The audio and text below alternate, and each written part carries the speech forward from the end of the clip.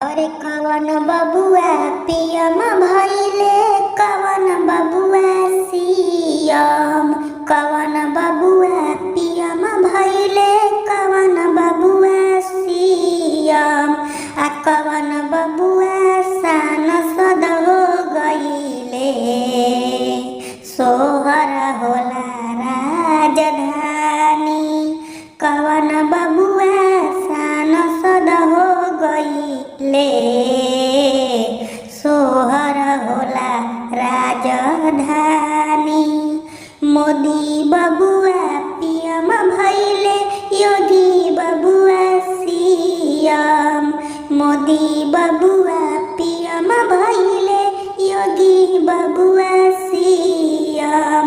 मनोज बबुआ सांसद हो गइले।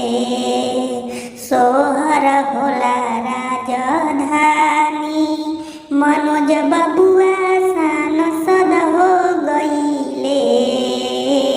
सोहर होला राजधानी।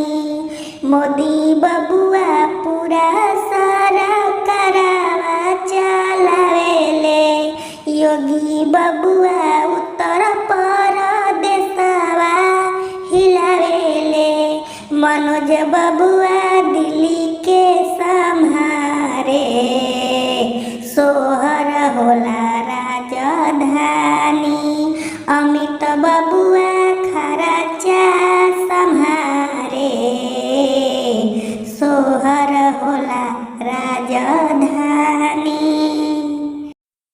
नमस्कार, प्रणाम दोस्तों। आप लोग कैसे हैं? उम्मीद करता हूँ अच्छे होंगे, स्वस्थ होंगे, तंदुरुस्त होंगे। दोस्तों, ए बिल्लू का गाना कैसा लगा आप लोगों को? जो अच्छा लगा हो तो प्लीज़ चैनल को सब्सक्राइब जरूर कीजिएगा और वीडियो लाइक करना मत भूलेगा। मिलता है नेक्स्ट वीडियो में, तो पहले नमस्कार, धन्यवाद, जय हिंद।